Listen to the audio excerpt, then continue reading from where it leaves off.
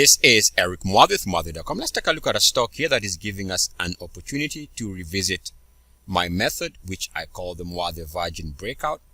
Now, the key to this method is we look for areas where we have flat moving averages, like here. The 200-day moving average is flat. So the 200-day moving average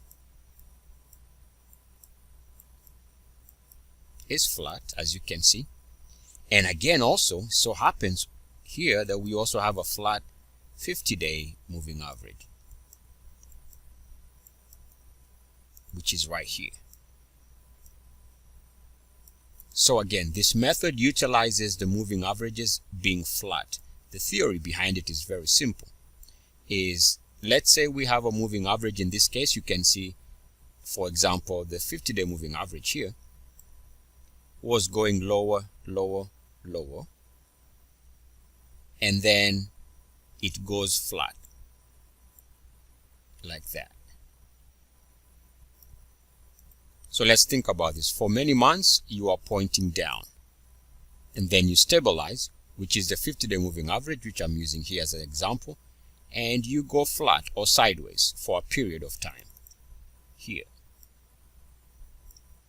Now, the indication in this sense is that the selling has subsided. That's the theory. Now, the only way, there's only one way, there's no other way. The only way this moving average can start pointing up is with a rapid price expansion or rapid move to the upside. That's the only way you can move the 50-day moving average from being flat, or the only way you can move the 200-day moving average from being flat is there's only one way. And that way is with a price exploding to the upside. And in terms of timing, the way we do this is we take the highest close while the moving averages were flat, use that as our breakout level. In this case, would be somewhere around here.